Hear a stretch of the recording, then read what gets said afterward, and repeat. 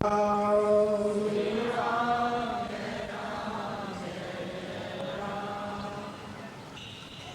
रूप में उपस्थित मेरी प्रिय आत्माओं,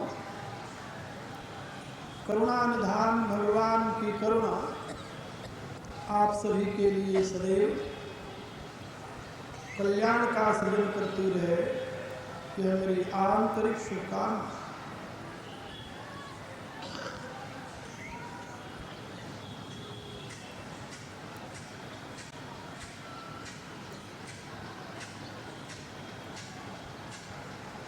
मानवीय जीवन को सुपथ पर ले जाने के लिए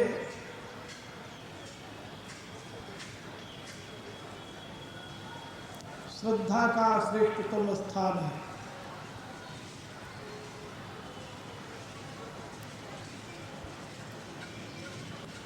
श्रद्धा से युक्त व्यक्ति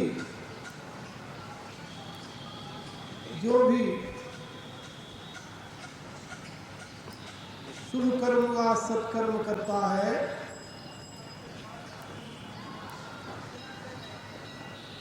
उससे उसे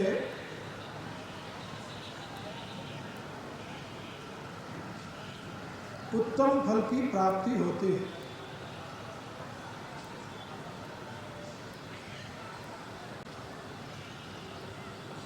यह पुरुष श्रद्धामय है,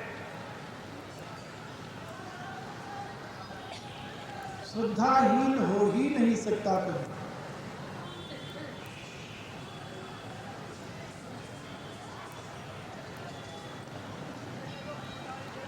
कर्म में प्रवृत्त होने के लिए 3 हेतु बताए गए हैं।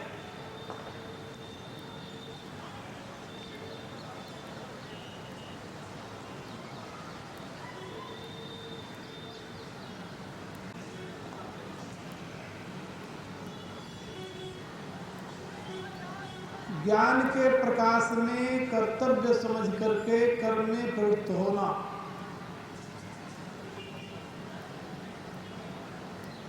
पहला हेतु।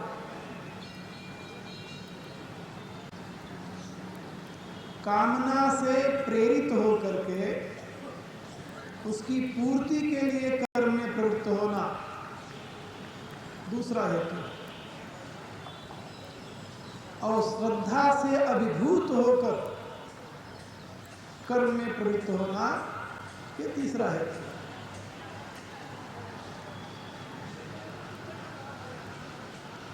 जो ज्ञान के प्रकाश में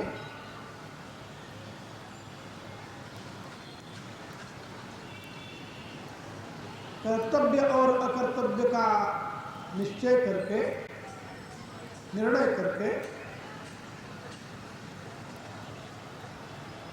कर्तव्य कर्मों का अनुष्ठान करते हैं, वे श्रेष्ठ पुरुष कहे जाते हैं। जो कामना से अभिभूत होकर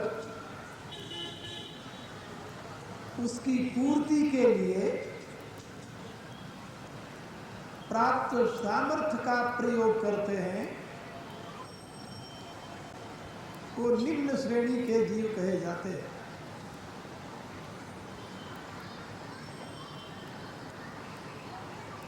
लेकिन जो श्रद्धा से अभिभूत होकर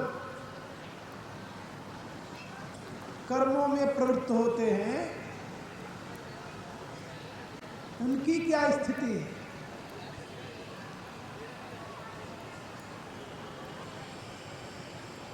यह एक बहुत महत्वपूर्ण प्रश्न है और इसी प्रश्न को महात्मा अर्जुन भगवान के समक्ष प्रस्तुत किया है।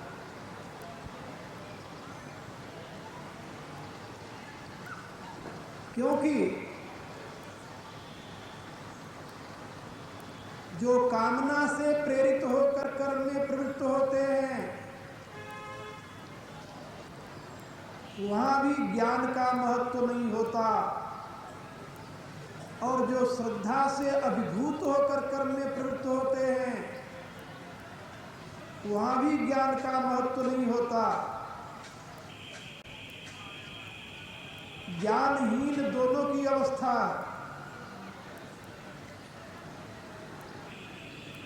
और भगवान ने 16वें अध्याय में जो कामना से प्रेरित होकर कर्म में प्रवृत्त होते हैं उनकी गति का तो वर्णन कर दिया। ये शास्त्र विधि उत्सृज्य वर्तते कामकारत न ससिद्धिम अवाप्नोति न सुखम न परांगति। यथार्थ जो लोग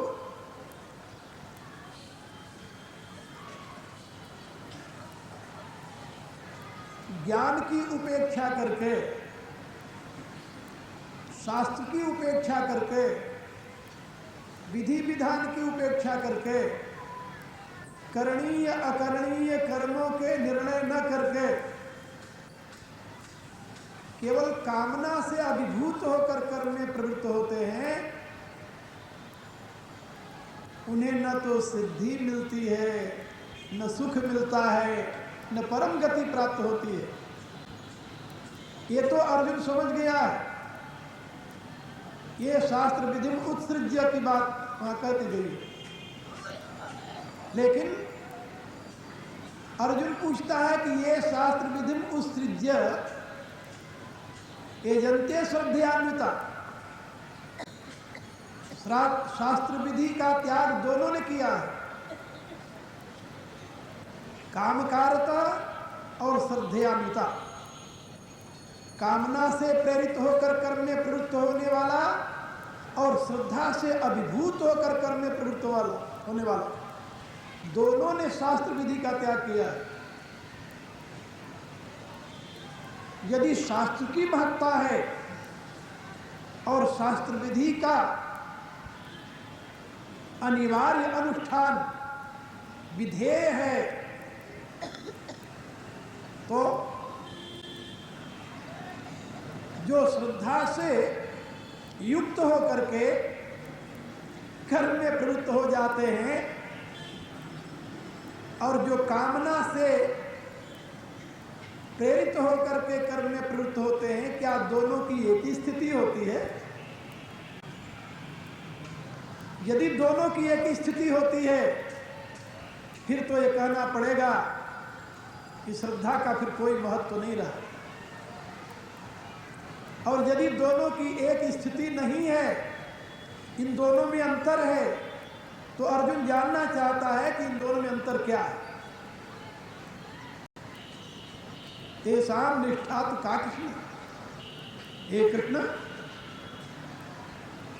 हे विश्व को अपनी ओर आकर्षित करने वाले प्रभु, हे विश्वाधार, उनकी स्थिति कहाँ है? निष्ठा माने निःशेषेण स्थिता, स्थिति। ऐसे श्रद्धालुओं की स्थिति कहाँ है? क्योंकि दो ही प्रकार के कर्म के फल हैं। एक तो ज्ञान के प्रकाश में दैवी संपत्ति से युक्त होकर किया जाए, और दूसरा कामना के प्रवाह में आसुरी वृत्तियों से युक्त होकर किया जाए। यह तीसरे प्रकार का जो व्यक्ति है,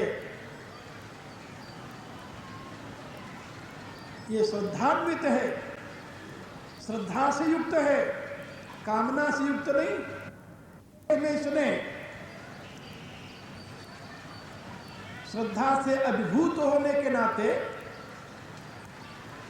इसने शास्त्र विधि की तरफ ध्यान नहीं दिया, उसकी महत्ता, उसकी आवश्यकता नहीं समझी।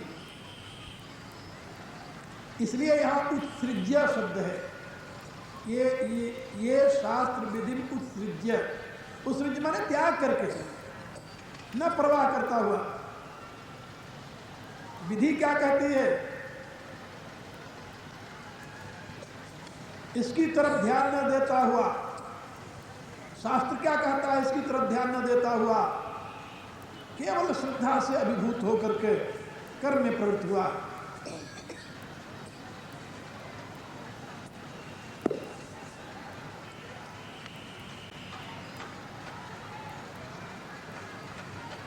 इन दोनों में अंतर क्या है?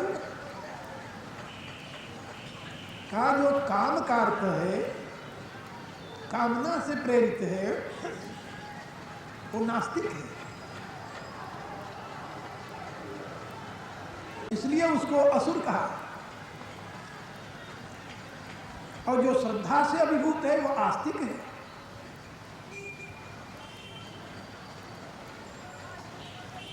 श्रद्धा का अर्थ सत की धारणा है। सत माने परमात्मा, जो ऐसा मानता है कि अस्ति का अस्ति आस्तिक का। हमारे यहाँ शास्त्रों में क अक्षर जो है ब्रह्म का अवबोधक बताया गया है। कम ब्रह्म, खम ब्रह्म। और क का अर्थ होता है सुख, आनंद, रस। इसी से कंज शब्द बनता है। कंज माने कमल। कंज क्यों कहते हैं? कम नाम है रस का, जल का, उससे उत्पन्न होने के नाते कमल को कंज कहते हैं। और कम नाम है रस का, रसस्वरूप परमात्मा है। इसलिए वेद में कस्मै देवाय हविषा विधेमा ये मंत्र आया है। यहां कस्मै देवाय हविषा विधेमा माने आनंद स्वरूप परमात्मा के लिए मैं इस हवि को समर्पित करता हूं। पश्चिम के विद्वानों ने इसका अर्थ किया कि वैदिक ऋषि सत्य के विषय में दृढ़मति नहीं थे, उनको सत्य का पता नहीं था, इसलिए उन्होंने अपनी हवि समर्पित करने के लिए ये प्रश्न किया, कस्मै देवाय हविषा विधेमा, किस देव के लिए मैं हवि समर्पित करूं। लेकिन उनकी ये भ्रांत धारणा। यहां कस्मै देवाय माने जो कम नपुंसक लिंग का शब्द है, जिसका अर्थ रस होता है, जिससे कंज शब्द बनता है, और भी अनेकों शब्द बनते हैं इससे। यहाँ पर कस्मै माने ये चतुर्थी है उसका, आनंद स्वरूप देव के लिए हविषा विधेम, ऐसा।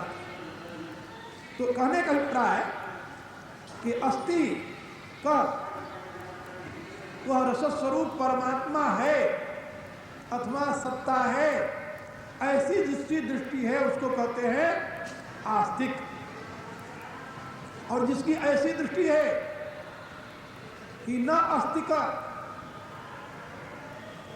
कोई रसस्वरूप परमात्मा नहीं है या कोई सत्ता नहीं है, ऐसी जिसकी बुद्धि है उसको कहते हैं नास्तिक। अब यहां पर भगवान कहते हैं कि वो श्रद्धान्वित है, आस्तिक बुद्धि वाला है। श्रद्धा आस्तिको भाव, आस्तिक भाव का नाम श्रद्धा है, और उस श्रद्धा से वो युक्त है। कल मैंने आप लोगों को ये बात बताई थी कि मनुष्य के पास दो प्रकार की शक्तियां हैं, बुद्धि और हृदय। बुद्धि ज्ञान का स्रोत है और हृदय भाव, श्रद्धा, उसी को श्रद्धा कहते हैं। अब ये जो श्रद्धा से युक्त व्यक्ति है, कर्म कर रहा है,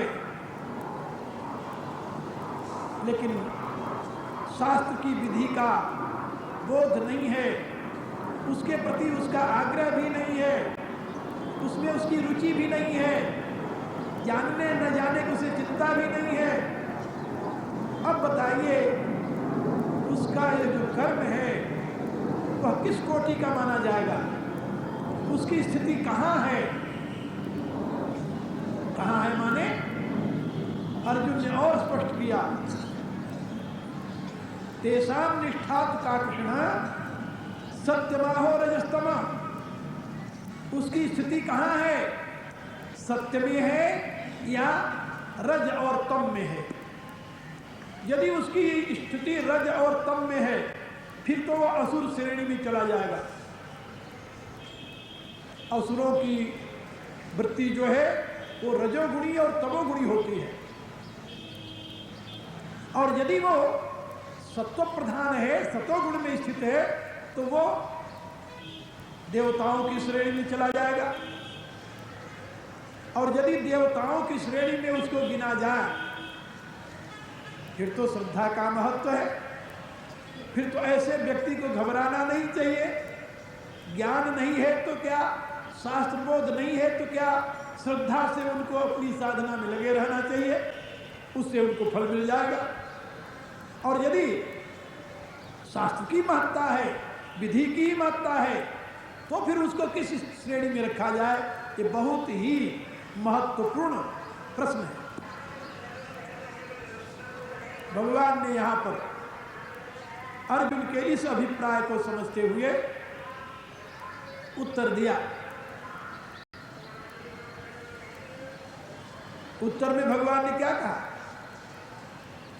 त्रिविधा भवति श्रद्धा देहिनाम सा स्वभावजा। देहिना, यह एक शब्द बहुत महत्वपूर्ण है। देहिना, देहिनाम का अर्थ तो होता है देहधारी, जिसने देह धारण किया है। उनकी श्रद्धाएं तीन प्रकार की होती है, लेकिन देहिनाम का अर्थ यह भी है कि जिनकी अभी शरीर में आसक्ति है। देहधारी तो तत्वज्ञ भी हो सकता है, ब्रह्मज्ञ भी हो सकता है। क्या उस अवस्था में देहपात हो जाएगा? बोले नहीं। यदि देहपात हो जाए तो भगवान क्यों कहें? यह तो ब्रह्मभूत प्रसन्नात्मा न सोचति न कांक्षति समः सर्वेषु भूतेषु मद्भक्ति लभते पराम। ऐसा भगवान कैसे कर सकते हैं? निर्दोषम ही समम ब्रह्म तस्मात् ब्रह्मणि स्थितः। आज अनेकों ऐसे भगवान के वाक्य हैं जिससे ज्ञात होता है कि पूर्ण ब्रह्म तत्व का बोध होने पर भी शरीर रहता है। पूर्ण ज्ञानी का भी शरीर रहता है, वो भी देह धारण किए रहते हैं। अन्यथा तो ऋषियों का कहीं स्थान ही न हो। जो पूर्णत्व को प्राप्त कर ले उसका शरीर छूट जाए तो पूर्णत्व की अनुभूति की व्याख्या कौन समझाएगा आने वालों को? इसलिए ये याद रखो, पूर्णत्व को प्राप्त किया हुआ पूर्ण तत्वज्ञ पुरुष जो है वह भी शरीर धारण किए रहता है। वह भी देहधारी है, लेकिन वो देह में आसक्त नहीं है। उसका देह अभी छूट जाए तो उसे चिंता नहीं, और उसका देह 1000 वर्ष तक है तो उसको चिंता नहीं। तो देह के प्रति उसकी कोई आसक्ति नहीं है। इसलिए यहां पर जो भगवान का कथन है त्रिविधा भवत श्रद्धा देहिनाम सा स्वभाव, वहां अभिप्राय है। क्योंकि जिस ब्रह्मज्ञ की चर्चा मैंने अभी की है आपसे, वो त्रिविधा श्रद्धा उसकी नहीं होती। क्यों नहीं होती? इसलिए कि वो तो गुणों से ऊपर उठा हुआ होता है, वो गुणों के अधीन नहीं है। जो गुणों से ऊपर उठ जाता है उसकी श्रद्धा के लिए सतोगुणी, रजोगुणी, तमोगुणी श्रद्धा ऐसा नहीं कहा जाता। ये तो देहधारी शरीर में रहने वाले, शरीर में अनुरक्त जो साधक हैं, अभी शरीर से जिसकी पूर्ण रूपेण निवृत्ति नहीं हुई है, ऐसे साधकों के लिए यहां पर कहा गया है देहि नाम सा स्वभाव। और यहां पर स्वभावजः शब्द है। श्रद्धा जो 3 प्रकार की होती है, सात्विकी, राजसी और तामसी, ये स्वभावजन्य है। स्वभावजन्य माने क्या? स्वस्य भाव स्वभाव, स्व का जो भाव है उसको स्वभाव कहते हैं। और महत्वपूर्ण बात आप लोग समझें, है बड़ी सूक्ष्म बात, कठिन भी है, समझने भी मुश्किल से आएगी, लेकिन फिर भी समझाना तो मेरा कर्तव्य है। श्रद्धा शब्द का अर्थ होता है सत को धारण करने वाली शक्ति। निरुक्तकार ने श्रद्धा शब्द की व्याख्या की है श्रद्धा, धा धारण करने वाली, सत माने सत्य। वेद से लेकर के रामचरितमानस तक सत शब्द का प्रयोग आत्मा के लिए किया गया है।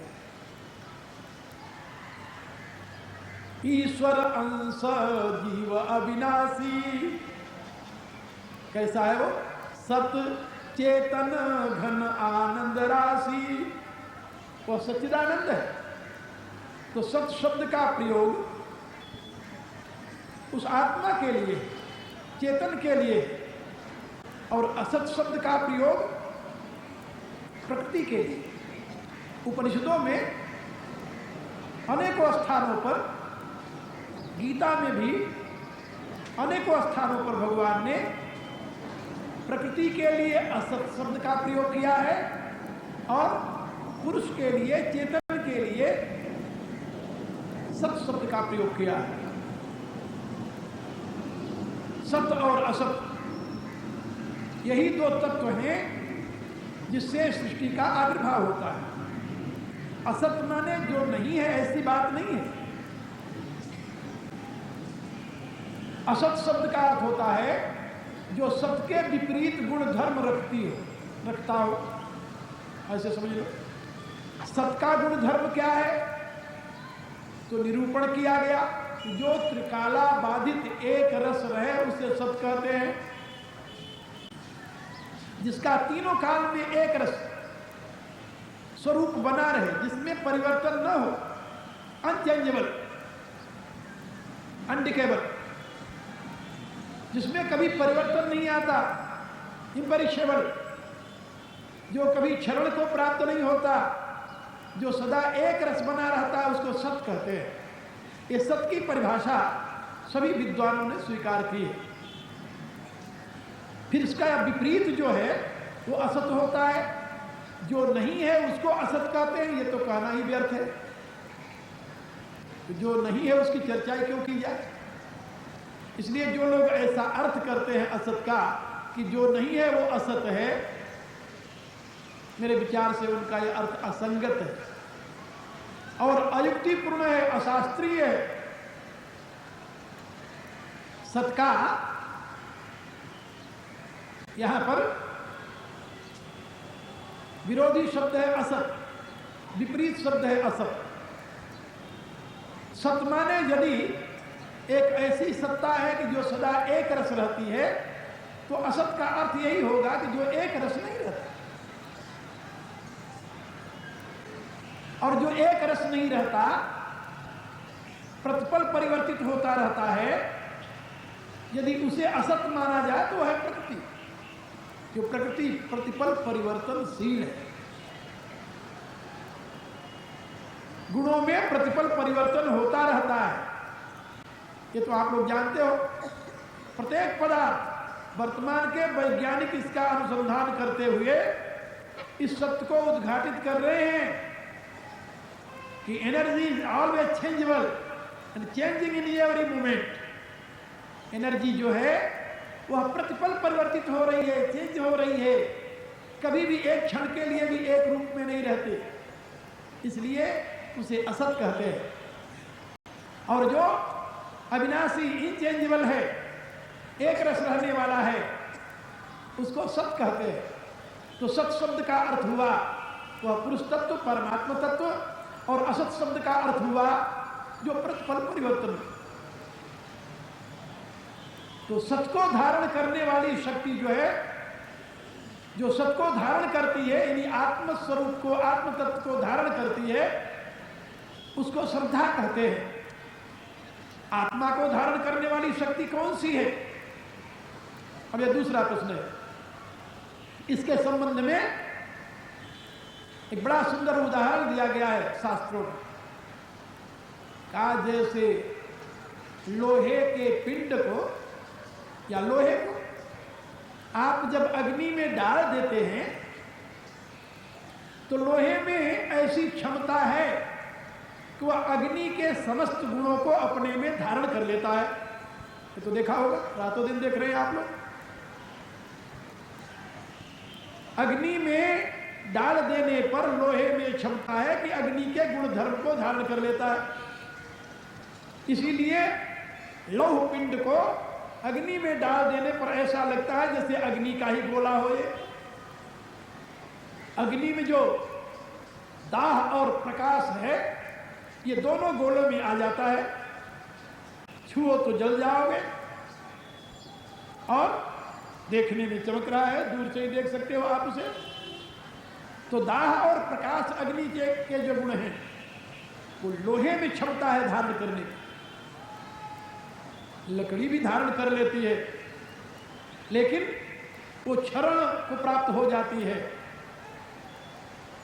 हाँ, जल है, वो लोहे के, अग्नि के एक गुण को तो धारण कर लेता है, लेकिन दूसरे गुण को धारण नहीं कर पाता। ये तो आप लोग देखते हो, अग्नि के संसर्ग से जल जो है वो गर्म तो हो जाएगा, दाह को तो धारण कर लेगा, तब तो हो जाएगा। हाथ डाल दो जल में तो जल जाओगे, लेकिन वह प्रकाश नहीं हो। ये क्षमता केवल उस धातु में है जो अग्नि के गुण धर्म को ग्रहण करने में सक्षम है। इससे आप समझ गए होंगे कि जैसे लोहा अग्नि के गुण धर्म को ग्रहण करके अग्नि स्वरूप हो जाता है, ऐसे प्रकृति का प्रथम परिणाम जो चित्त है, चित्त जिसे सांख्य में बुद्धि और वेदांत में सत्व कहते हैं, उसमें क्षमता है कि वह चित्त चेतन के, आत्मा के गुण धर्म को ग्रहण करके और चेतन स्वरूप हो जाता है। उसी को तो तादात्म्य कहते हैं शास्त्र। ये चेतन में क्षमता है, चित्त में क्षमता है, ये बुद्धि में क्षमता है कि चेतन के गुण धर्म को ग्रहण करके और आत्म स्वरूप हो जाए। यह बुद्धि के जो गुण हैं, इस नाते बुद्धि का एक नाम है श्रद्धा, सत को धारण करने वाली शक्ति। और जिस व्यक्ति की जैसी बुद्धि है, उसमें वैसे ही श्रद्धा की अभिव्यक्ति होती, भाव की अभिव्यक्ति होती है। इसीलिए भगवान ने कहा स्वभावजा, स्वभाव को अभिव्यक्त करने वाली जो बुद्धि है, उससे उत्पन्न होती है श्रद्धा। उसी को श्रद्धा कहते हैं, बुद्धि के धर्म को ही श्रद्धा कहते हैं। इसीलिए भगवान ने कहा कि सत्वानुरूपा सर्वस्य श्रद्धा भोग भारत, अगले श्लोक में। लेकिन यहां पहले भगवान ने क्या कहा? त्रिविधा भवत श्रद्धा, क्योंकि बुद्धि त्रिविध है। सतोगुणी बुद्धि होगी, रजोगुणी बुद्धि होगी, तमोगुणी बुद्धि होगी। गीता के 18वें अध्याय में भगवान ने बुद्धि का जहां विश्लेषण किया है, वहां इस बात को स्पष्ट किया। सतोगुणी बुद्धि किसे कहते हैं? प्रवृत्तिम च निवृत्तिम च कार्या कार्ये भया भये बंधम मोक्षम किया वेत्ति बुद्धि सा पार्थ सात्विकी। जिसको कर्तव्य अकर्तव्य का बोध है, क्या करना चाहिए क्या नहीं करना चाहिए, इसका जिसे ज्ञान है। प्रवृत्तिम च निवृत्तिम च, किस कार्य में प्रवृत्त होना है, किस कार्य से दूर रहना है, इसका विषय बोध है। प्रवृत्तिम च निवृत्तिम च, कार्याकार्ये भयप्रद क्या है, अभयप्रद क्या है, इसका विषय बोध है। और बंधन क्या है, मुक्ति क्या है, इसका विषय बोध है। उस बुद्धि को सात्विक बुद्धि कहते हैं। और इन विषयों में जो अनिश्चित है, अभी निर्णय नहीं कर पाई है, वो राजसिक बुद्धि है। और जो इसके विपरीत धारण करती है, सर्वार्थान विपरीतांश्च बुद्धि सा पार्थतांश, जो इन विषयों को विपरीत धारण करती है, असत्य मानती है, इस प्रकार की जिसकी विपरीत धारणा है, उसको तमोगुणी बुद्धि कहते हैं। तो भगवान ने यहां पर बताया कि त्रिविधा भवत श्रद्धा देहिनां सा स्वभाव। ये देहधारियों की श्रद्धा 3 प्रकार की होती है, और वो श्रद्धा स्वभावजा। बुद्धि तमोगुणी, रजोगुणी, सतोगुणी क्यों हो जाती है, इसकी कहानी भगवान ने 14वें अध्याय में विस्तार के साथ कही। और उसमें 3 हेतु बताए गए हैं। बुद्धि यथार्थ तो सतोगुणी है, यथार्थ स्वभावत सांख्य सिद्धांतानुसार, लेकिन 3 कारणों से वो रजोगुणी और तमोगुणी हो जाती है। पहला कारण होता है व्यक्ति का अपना कर्म, दूसरा कारण होता है माता पिता के संस्कार, और तीसरा कारण होता है संगति। ये 3 कारण। माता पिता जन्य शरीर को धारण करने वाला व्यक्ति उनके संस्कारों को भी ग्रहण करता है, क्योंकि पहले गर्भाधान पिता का होता है। ये जीव पहले पिता के शरीर में प्रवेश करता है, और फिर पिता के द्वारा माता के शरीर में प्रवेश करता है। पिता के शरीर में कैसे प्रवेश करता है? अन्न के द्वारा, आहार के द्वारा। जैसा आप अन्न खाते हैं, उसी प्रकार के संस्कार से युक्त जीव आपके शरीर में प्रवेश करेगा। मांसाहारी, मद्यपायी लोग यदि ये चाहे किसी महात्मा पुत्र को जन्म दे देंगे, असंभव है।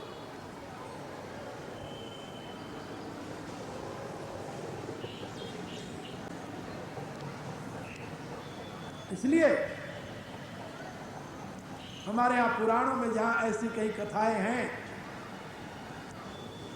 उनके पीछे आश्चर्यमयी घटनाओं का उल्लेख किया गया है। यदि हिरण्याकश्यप के यहाँ प्रहलाद हुआ, तो प्रहलाद के होने में हेतु बताया गया है। यदि उग्रसेन के यहाँ कंस हुआ, तो कंस के होने में हेतु बताया गया है कि यथार्थ कंस उग्रसेन का पुत्र नहीं था, वह एक असुर का पुत्र था, जिसका नाम था कालनेमि। इसी प्रकार से प्रहलाद हिरण्याकश्यप के यहाँ उत्पन्न होते हुए भी महात्मा नारद की कृपा से गर्भावस्था में ही उसके चित्त की वृत्ति को बदल दिया गया था। ये तो कहानी आप लोगों ने सुनी होगी पुराणों में, इसलिए इसको मैं नहीं दोहराता। लेकिन याद रखो, जीव पहले आहार के माध्यम से पिता के शरीर में प्रवेश करता है। वेद में इस प्रक्रिया को समझाया गया है। छांदोग्य उपनिषद में जहां पर यह कहा गया है कि 5वीं आहुति में अपस्तप्त पुरुष संज्ञा को प्राप्त होता है, उस प्रसंग में इस रहस्य का उद्घाटन किया गया है कि पहले जीवात्मा श्रद्धा से युक्त होकर के सूर्यमंडल में आती है, फिर वहां से सोम से युक्त होकर के अंतरिक्ष में आती है, बादलों में आती है, और फिर वहां से जल के रूप में पृथ्वी पर आती है और वहां पर फिर वो अन्न में प्रवेश करती है, अन्न के रूप में फिर पिता के शरीर में आती है और पिता के द्वारा फिर बीज के रूप में माता के शरीर में आधान किया जाता है, फिर आगे वो संतान रूप में जन्म लेते हैं। ये उसकी यात्रा की कहानी है और हम सब इसी रास्ते से आए हैं, याद रखना। आकाश से डायरेक्ट कोई नहीं उतरा यहां पर। अब जब इस रास्ते से आप आएंगे तो इसमें हेतु बनेंगे। मूल में तो 2 हेतु हैं, लेकिन आगे चलकर 3 हेतु बन जाते हैं। पहले तो जिस माता पिता के माध्यम से आप आए हैं उनके संस्कार लिए, पिता के गर्भ में थे तो पिता के संस्कार मिल गए, उसके चिंतन का प्रभाव पड़ गया। माँ के गर्भ में आए तो माँ के संस्कार मिल गए, माँ के चिंतन का प्रभाव पड़ गया। और जब जन्म लिए तो बाहर संगति का प्रभाव पड़ गया। तो माता के, पिता के और संस्कार मिले संगति के। इन तीनों के द्वारा आप में संस्कार बना और आपकी बुद्धि जो शुद्ध थी वह इन संस्कारों से युक्त हो गई। अब तुलसीदास जी के शब्दों में सुनिए, भूमि परत भार डाबर पानी। देखिए, बादल से जब बूंद छूटती है कितनी निर्मल होती है, कितनी पवित्र होती है, लेकिन आजकल तो भी दूषित हो गई। तो आप लोगों ने सुना होगा ये जो पृथ्वी का पोल्यूशन है, ये सूर्य की किरणों के साथ अंतरिक्ष में जाकर के ओजोन जिसे कहते हैं उसको दूषित कर रहा है। और उससे दूषित करने का परिणाम ये होता है कि बादलों में वह दूषित तत्व युक्त हो जाते हैं और दृष्टि के साथ वो पृथ्वी पर बरसते हैं पानी के रूप में, और फिर उसमें जहर अनेकों प्रकार के पैदा होते हैं। वृष्टि से अनेकों जीव मर रहे हैं जहाँ विशेष प्रदूषण है वहाँ। लेकिन तुलसीदास जी ने जब ये चौपाई लिखी थी उन दिनों ये प्रदूषण नहीं था। उन्होंने विशुद्ध बादलों की स्थिति में बताया कि बादल के द्वारा बरसी हुई बूंद तो बड़ी पवित्र होती है, लेकिन जब पृथ्वी पर गिरती है तो यहाँ पर धूल से युक्त हो जाती है। तो भूमि परत बार ढाबर पानी काजिन जीवई माया लपटानी का इसी रूप से जीव जब परमात्मा से चलता है तब तो विशुद्ध होता है, और जब माया के प्रवाह में पड़ जाता है यानी जन्म मरण के चक्र में आ जाता है तो दूषित हो जाता है। पिता का दोष, माता का दोष। भला आप सोचिए ये रजबीज का कितना बड़ा प्रभाव होता है। रामायण में कथा सुना है सती का। सती जो साक्षात भगवती के अवतार थी, ब्रह्मदेव ने परमेश्वरी की आराधना करके ये वरदान मांगा कि आप मेरे यहाँ पुत्री रूप में जन्म ले। तो ब्रह्मदेव को वरदान दे करके भगवती साक्षात परमेश्वरी उनके पुत्र दक्ष के यहाँ पुत्री रूप में पैदा हो गई, सती जिसका नाम पड़ा। लेकिन सती के रूप में जन्म लेते ही दक्ष शुक्र से उत्पन्न हुई थी, इसलिए पिता के संस्कार आ गए। और पिता के संस्कार का परिणाम यह हुआ कि उनमें अभिमान का उदय हो गया। और अभिमान का यहां तक उदय हुआ कि भगवान शंकर के समझाने पर भी उनको बात समझ में नहीं आई।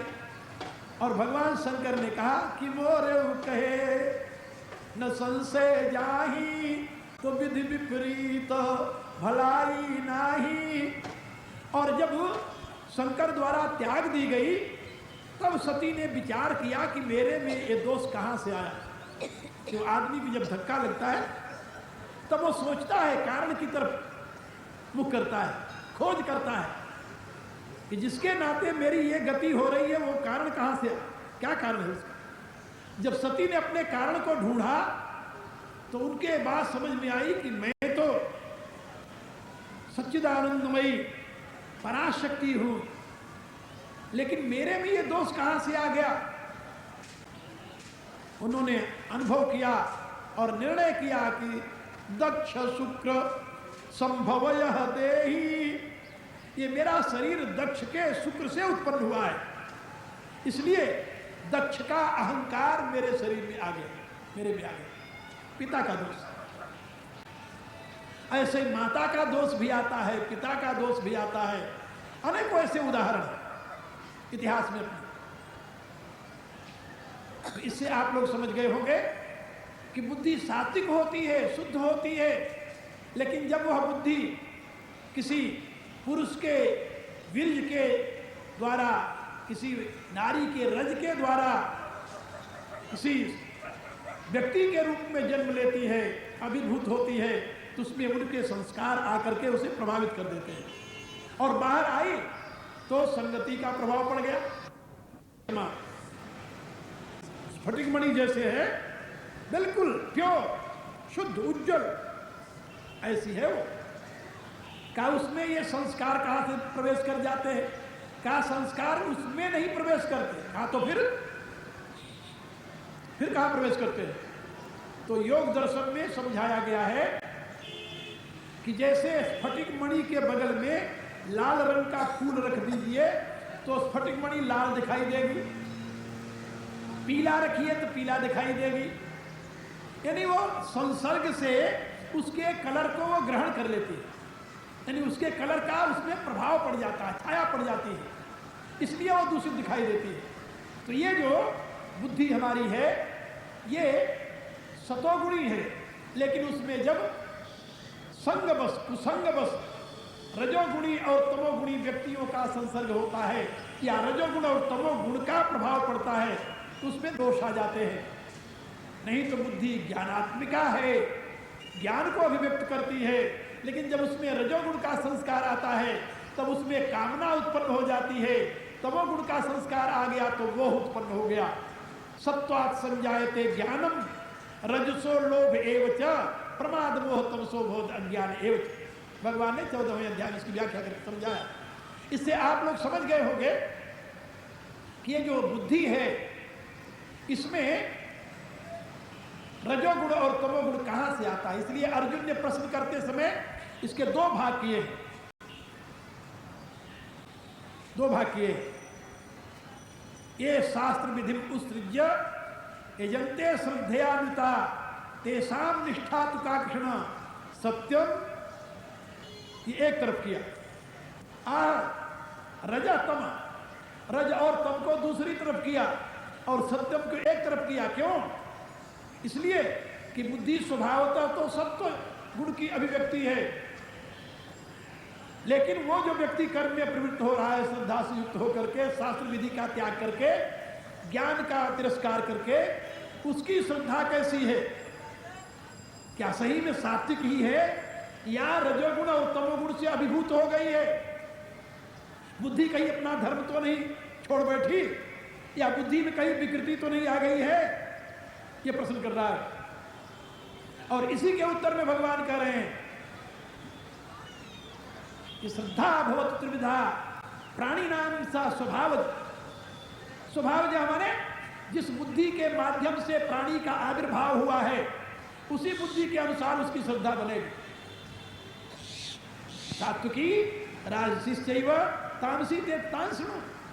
क्या वो श्रद्धा सात्विकी भी हो सकती है, राजसी भी हो सकती है, तामसी भी हो सकती है। और वो मेरे से सुन ले, उसकी व्याख्या सुन ले, कौन सी श्रद्धा सात्विक है, कौन सी राजसिक है, कौन सी तामसिक है। इसका जब तक विवरण पता न चले, इसका लक्षण जब तक पता न चले, तब तक आप कैसे समझोगे कि आपकी श्रद्धा सात्विक है या राजसिक है या तामसिक है? आपकी स्थिति कहाँ है? लेकिन भगवान ने एक बात और कही है जो इससे भी महत्वपूर्ण है। सत्वानुरूपा सर्वस्य श्रद्धा भवति भारत, श्रद्धा मयो अयम पुरुषः यो यत् श्रद्धः स एव सः। का हे भारत, भारत शब्द का अर्थ होता है प्रकाशरत। हे प्रकाशरत, आत्मरत, ज्ञानरत अर्जुन, तुम इस रहस्य को भली भांति जान सकते हो। श्रद्धा सत्व सत्वानुरूपा, बुद्धि के अनुसार ही हुआ करती है। जैसी बुद्धि होगी वैसी श्रद्धा होगी। जितने प्राणी हैं उनकी बुद्धि के अनुसार ही उनकी श्रद्धा है, जितने मनुष्य उनकी बुद्धि के अनुसार उनकी श्रद्धा है। सत्वानुरूपा सर्वस्य श्रद्धा भवति भारत, और श्रद्धामयो अयम पुरुष, यह पुरुष श्रद्धामय है। श्रद्धामय माने, श्रद्धामय माने यो यत् श्रद्धा स एव सः, जिसकी जैसी श्रद्धा है वह वही है। याद रखो, आत्मा के नाते आपकी महत्ता नहीं है, फिर किसके नाते? बुद्धि के नाते। आपकी बुद्धि विशुद्ध है, आप महान हैं। आपकी बुद्धि अशुद्ध है, आप नीच हैं। जैसी आपकी बुद्धि है वही आप हैं, याद रखो। दुनिया में महानता और दुनिया में निम्नता, ये सब बुद्धि के ऊपर अवलंबित है। महाभारत में भृगु का उपदेश है, जहां बताया गया है कि सृष्टि के प्रारंभ में ब्रह्म से उत्पन्न होने के नाते मानव मात्र की संज्ञा ब्राह्मण थी। सभी ब्राह्मण कहे जाते थे, क्योंकि ब्रह्म के अपत्य में ब्राह्मण शब्द निष्पन्न होता है। लेकिन बाद में जैसे जैसे उनमें गुण विकृति आती गई, वैसे वैसे उनका स्वभाव बदलता गया। जैसे जैसे स्वभाव बदलता गया वैसे वैसे उनकी संज्ञा बदलती गई। जहां पर शुद्ध सतोगुण में ब्राह्मणत्व की प्रतिष्ठा थी, वहीं पर जब उनमें रजोगुण आ गया, चाहे वो किंचित मात्र था, तो उनकी संज्ञा क्षत्रिय हो गई। और उनमें जब थोड़ा तमोगुण भी आ गया तो उनकी संज्ञा वैश्य हो गई। और जब सतोगुण का पूर्ण रूप से ह्रास हो गया, पूर्ण रूप से तमोगुण और रजोगुण की प्रधानता हो गई, तो उनकी संज्ञा शूद्र हो गई। जो महाभारत में भृगु ने कहा है, उसी को भगवान ने गीता के 4थे अध्याय में कहा, चातुर्वर्णम में आसृष्टम गुण कर्म विभाग से। गुण और कर्म अनुसार उनका विभाग करके मैंने ये सृष्टि को 4 वर्गों में विभाजित कर दिया है। आज भी 4 वर्गों में विभाजित है।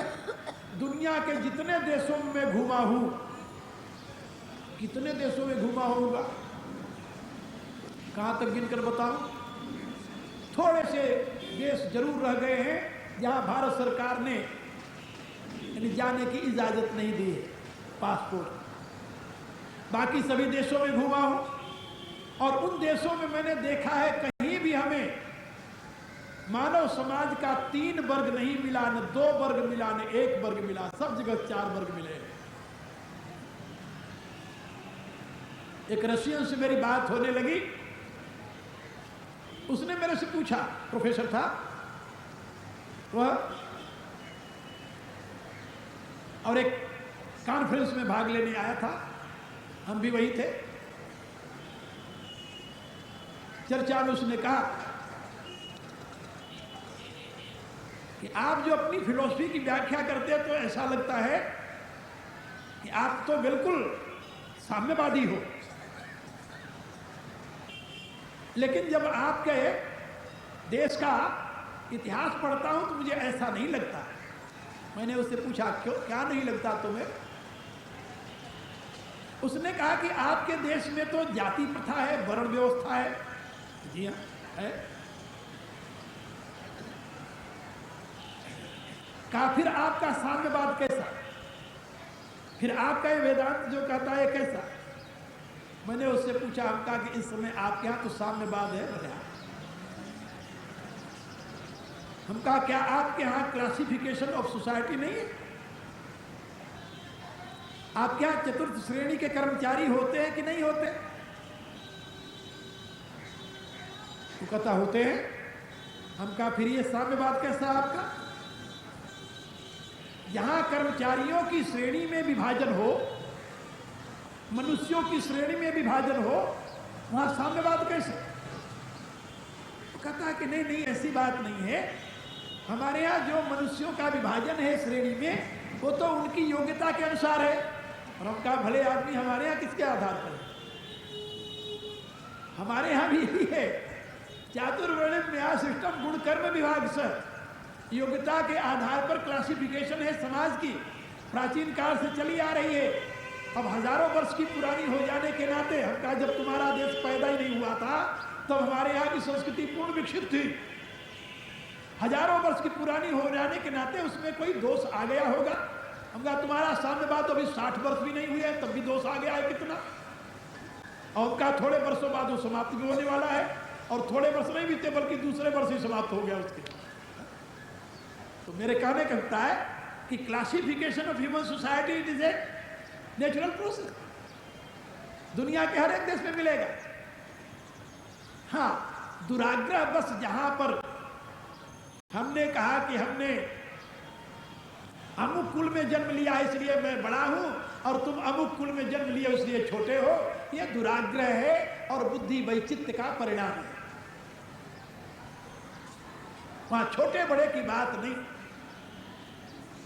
एक सज्जन ने मेरे से कहा कि नहीं, शूद्र भगवान के चरण से पैदा हुआ इसलिए वो छोटा है, ब्राह्मण भगवान के मुंह से पैदा हुआ इसलिए बड़ा है। ऋग्वेद में ऐसा मंत्र है। मैंने उनसे कहा कि भगवान के मुंह से ब्राह्मण पैदा हुआ इसलिए बड़ा है, तो हमें भगवान के मुंह की पूजा करनी चाहिए, चरण को तो छूना भी नहीं चाहिए। तो तुम भगवान की पूजा करते हो तो चरणों में प्रेम करते हो कि मुंह में प्रेम करते हो? कभी किसी भक्त ने, ऋषि ने, तपस्वी ने, योगी ने याचना की, हे भगवान आपके मुखारविंद में मेरा प्रेम हो, चरणों से घृणा हो? पूजा चरण की होती है। और भी एक बात आपको बताऊं रहस्य की, कि हमारे यहां जितनी इंद्रियां हैं सबके अपने देवता है। मुख का देवता अग्नि है और चरण का देवता विष्णु। हम चरण की पूजा क्यों करते हैं? इसलिए कि चरण का देवता विष्णु है। जब चरण के देवता विष्णु हैं तो चरण से उत्पन्न होने वाली वस्तु अपवित्र कैसे मानी जाएगी? ये कौन सी बुद्धि कहती है? और हम कहा ये बात छोड़ो, यदि चरण से उत्पन्न होने से ही कोई वस्तु अपवित्र हो तो सबसे अपवित्र तो गंगा जी होनी चाहिए, क्योंकि भगवान के चरण नहीं, चरण के नाखून से पैदा हुई है।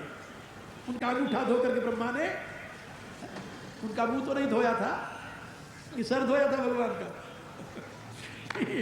विराट पुरुष के चरण को धो करके ब्रह्मा ने अपने कमंडल में रख लिया था। तो जिस विराट पुरुष के चरण को धो करके कमंडल में रखा, उससे गंगा जी पैदा हुई। वो गंगा जी तो परम पवित्र हो गई, और उसी भगवान के चरण से पदभ्याम शूद्रो अजाए तो अछूत हो गया। ये कौन सी बुद्धि कहती है भाई? ये बुद्धि वैचित्र्य का परिणाम रहा है। बुद्धि वैचित्र्य माने बुद्धिहीनता, ऐसे समझ लो, विवेकहीनता का परिणाम रहा है। इसलिए शास्त्रों में कहीं किसी को अछूत व अछूत नहीं बताया गया। हाँ, योग्यता अनुसार वहां पर समाज की रचना की बात है।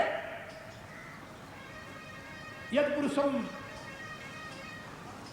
व्यधिधु कतिधा विकल्पयन्न मुख किम स्यासीत किम बाहु किम रूपादाहु चेते, वो विषय अलग है, इसलिए मैं उस पर विशेष विचार नहीं दूंगा क्योंकि समय पूरा हो गया है।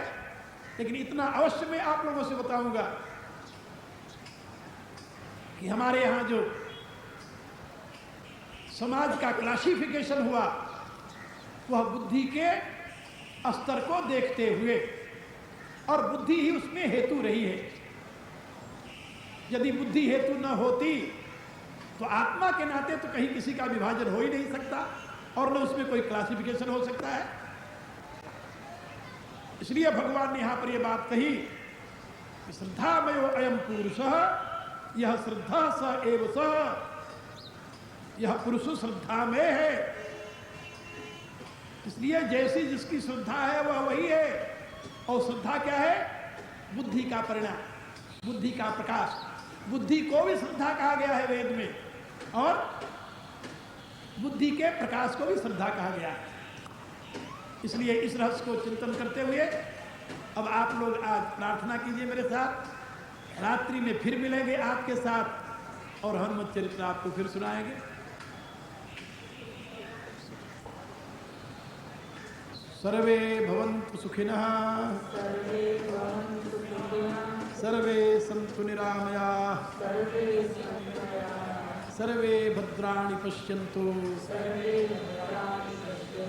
मा कश्चित् दुःखभाग् भवेत्।